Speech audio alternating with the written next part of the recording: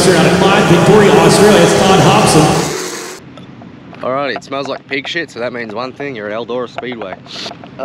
John likes getting here real early. He's very eager to race, I'll give you that. He's excited, so yeah.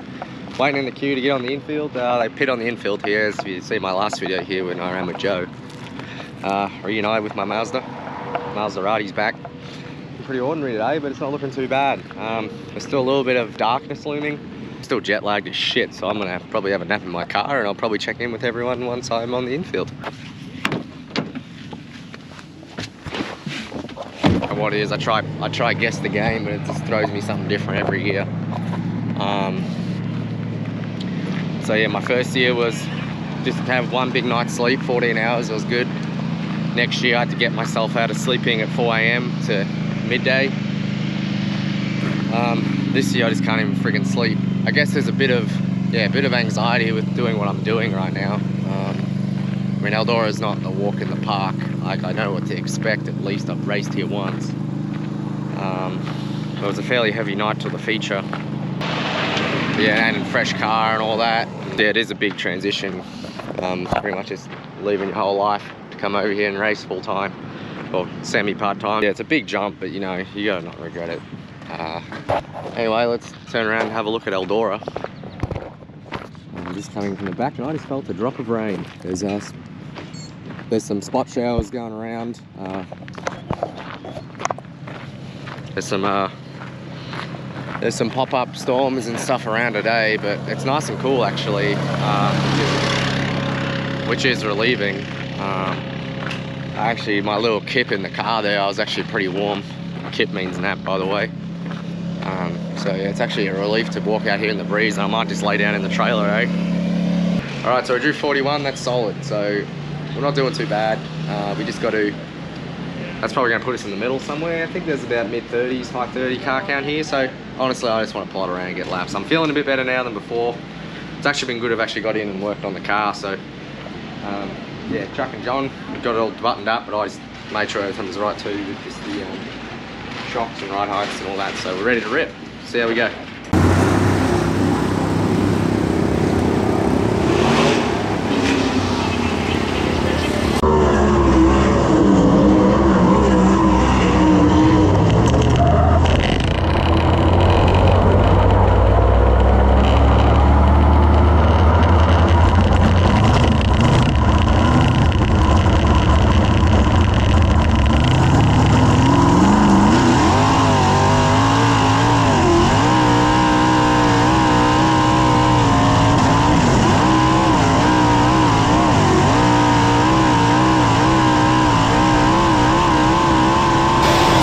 On track at 44 to Clyde, Victoria, Australia. Driving the Drew Fab one-way DRC chassis, electric works, Aero Power number 44.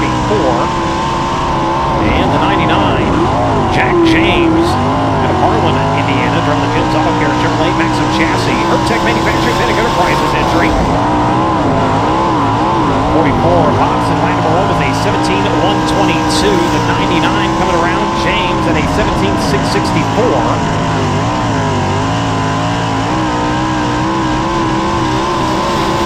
The Aussie can improve on lap number 2.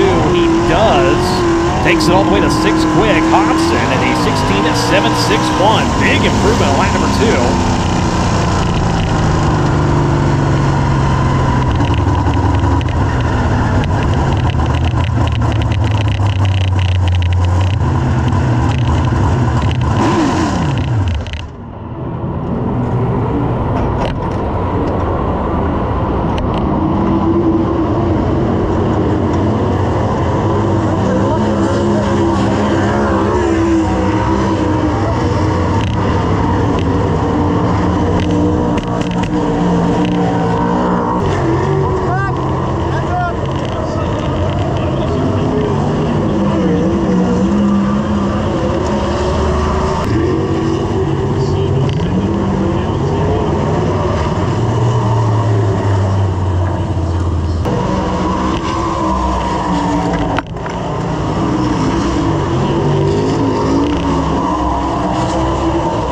Time good then. I was 6 when I went across the line, so that was pretty cool seeing the 44 pop up on that big screen over there.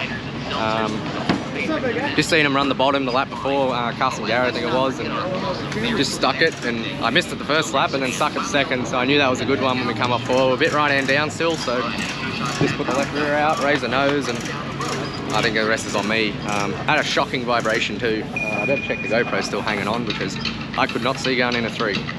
Balanced that up, thanks to the Ryan Bolt Motorsports for that. They got us all balanced up, and because John doesn't have a balancer or much at all, but he does what he can. He just loves racing, so this is a good thing. That's the main thing. So it shows the equipment's capable, and yeah, start from 3 in heat 2.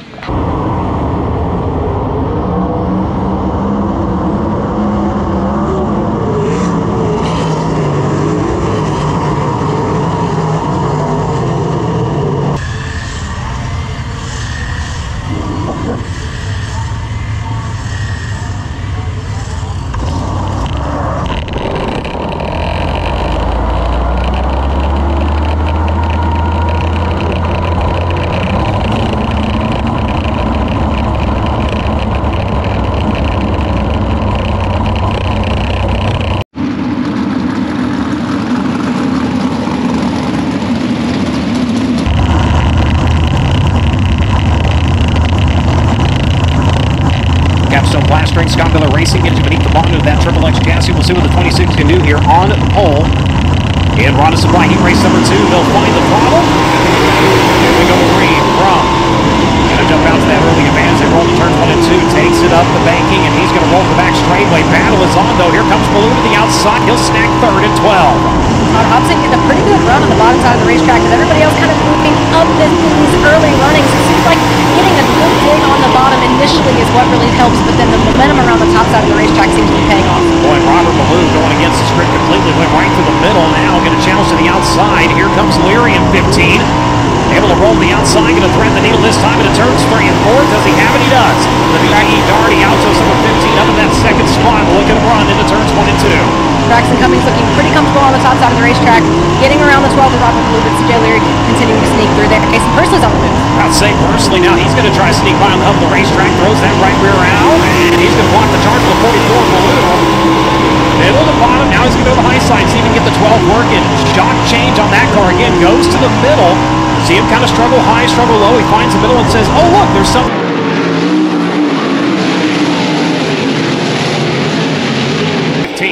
And Robert Balloon not going to go quietly into the night. We saw him kind of falling behind there just for a moment, got to the middle of the racetrack, and is now making a bit of a comeback. Jason Pursley continuing to power around. Got up to that 3rd spot there on the opening lap. Pursley in the 21, started inside of that 3rd row, so picking up 2 spots so far now. Look at the drive into turns 1 and 2. Going to go after 2nd. Does he have it as they work to the back straightaway? Not quite. Braxton Cummings still hanging on to your final transfer position, and just like that, Todd Hobson takes it over. Keep your eye on that 5th spot again. Top 5 are the ones that can move on as we work into the closing laps of this one. We've got 2 to go. Chance Crum thought Leary was going to come knocking on the door. It's going to be Jason Pursley maybe, as those 2 drivers still chasing onto the back straightway. He has nearly 8/10, a little over 8/10 of a second, nearly 9/10 of a second, as they're going to come around this time to the wave of the white flag and 1 to go. Pretty aggressive move there out of Braxton Cummings to really try and nail the coffin on that final transfer position. Boy, Pursley with a big run to the inside. Does he have anything to the back straightaway? Trailed by over 8/10 now. It's only a couple of car lengths. Crum going to switch lines, tries to take it to the bottom, but block the charge with the 21. Can't get it done. Last lap pass for the win. Team AC Racing going to get it done to 21. What a drive by Jason Pursley. That was a split-second last chance decision that was important for Jason Pursley. I mean, paid off in a big way. He's going to run from 5th to 1st in that one. Chance Crum going to cross in 2nd. CJ Leary in 3rd. Robert Ballou, Braxton Cummings, Todd Hobson, Corbin Hazlett, and Paul Dews unofficially rounding out your field. Alright, looks like I missed finishing the rest of the video because it probably got hectic. Like, I think the second night's the same.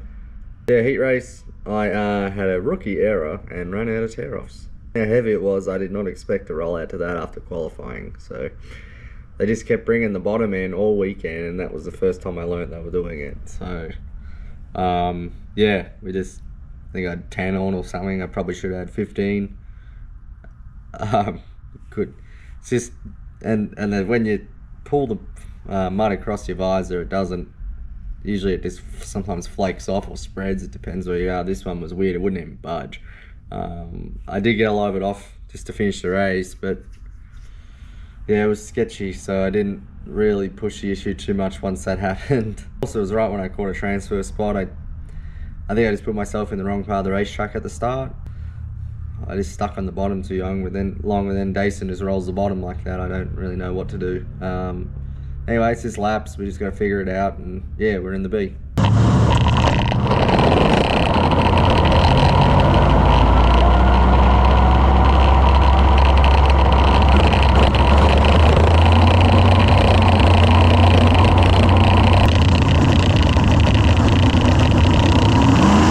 In row number 6, field going to work on a turn number 4.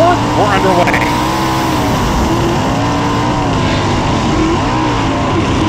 Jake Swanson going to lead the charge at turns 1 and 2. The 2B jumping out to the early advantage. Swanson picking up his first win of the season last Saturday up in Lawrenceburg. With the Midwest Thunder Series, he'll come around to lead lap number 1. Thompson running in second. Ryan Barr fighting for that third spot right now with Cody Swanson. Cody, the Silver Crown champion, working about the middle groove as they work onto the back straightaway through turns 1 and 2. Going to go to the high side over in turns 3 and 4. Down to the bottom, Ryan Barr to the outside. Swanson, again, 4 drivers going to move on. And Barr right now with a little bit of insurance as he rides in that position. Chasing right now, Jaden Rogers. We've got one up in smoke in a big way. Look out, driver upside down. Several drivers going upside down over in turn number 2. Red lights come on, driver losing an engine. Unfortunately, everybody's stacking up over in turn number 2 right now, waiting for word on the condition of the drivers.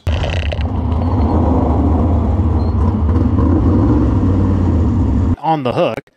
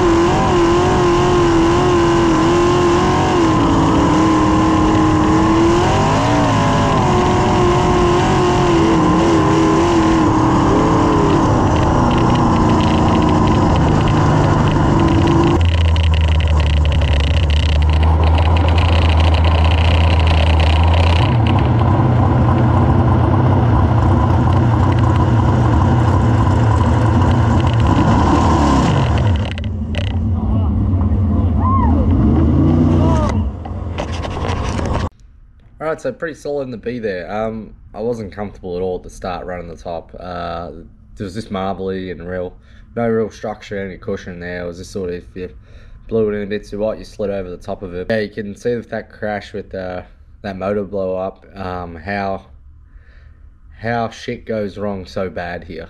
Look how much stuff it tore up. It's yeah, no small crashes at Eldora. Anyway, once we got the cushion going, so I just started riding around, feeling it out. I was probably a little tight in the middle, or probably just was a bit too timid. As you see, I got the wall the last corner. I was just trying to get around. It does get in the center of the corner with the non-wing cars. It does push up to the wall in the center. That was good. We transferred. That was the main thing. Doesn't matter where you finish, as long as you get in the transfers. You start where you qualify. So I think we start the feature 15th, I think. So let's see how we go.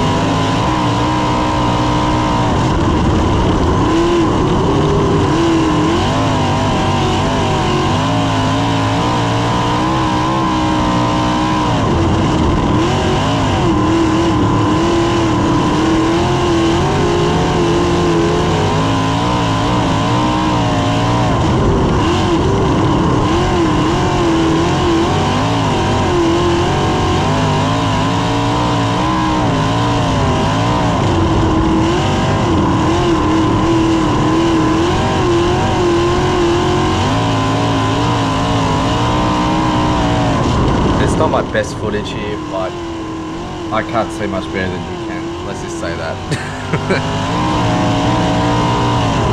My GoPro does go flat because I didn't have time to find my spare battery. There's only 2 classes. The Outlaws did their B and nearly ran flag to flag. You got to be in within 8 minutes. So I had like 30% battery and it died. It actually lasted longer than I expected. So here's a little highlights. Greenway, but meanwhile, the 3P of Kyle Cummins has jumped up and taken over the runner-up spot here. Grant up on the cushion. And yeah, something amiss with that right rear. It looks like it might be delaminating a little bit as it is just violently shaking.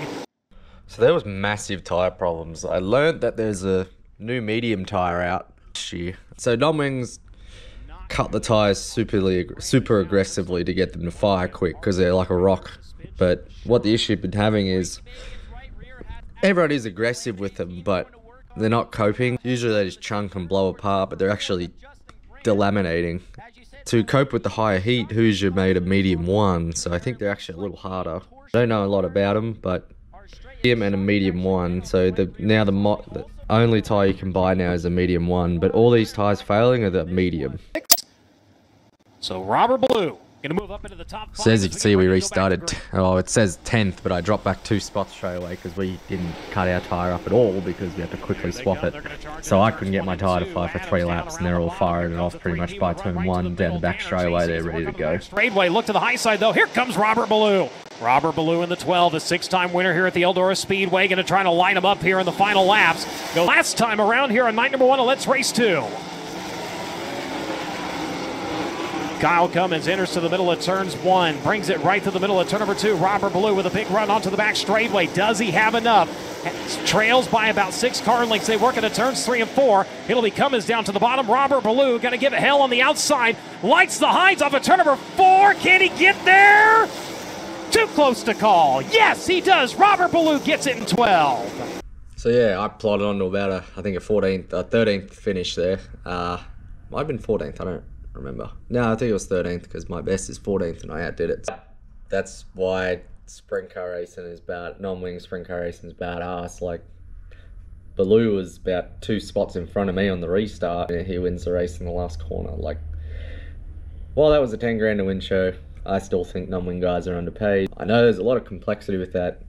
Not bashing anyone about that. That's what I think. We're getting left behind with the growth of the wing world, but there's a lot more money getting injected into the wing world right now. That's why I run non-wing sprint cars. We plotted on to a 13th or 14th running the infield wall like Max Adams was there in the 63s. I thought my place to be. I wasn't going to run the wall. I didn't feel like I was confident enough to, and I was just sort of picking cars off doing that. So we just didn't have a tyre. We had 8th on that restart when all the tyres started delaminating, but I just couldn't get the tyre to fire off. I was the opposite. I couldn't get temp in and not too much temp, so I was a little unaware of how good my tyre was. I probably would have hit. I seen him failing. I'm like, oh, I better try to keep it cool, and that was a big mistake. But anyway, I live and I learn. Crazy the contrast of the wear from when you're running the fence to when you're running the bottom. Like, we come in with crosses and even slight remnants of the tits still on it. So these guys are blowing them apart. It's definitely a massive contrast between running and we had one go real bad in the B. Wow, that's a good night, first night out. Do maintenance and go tomorrow.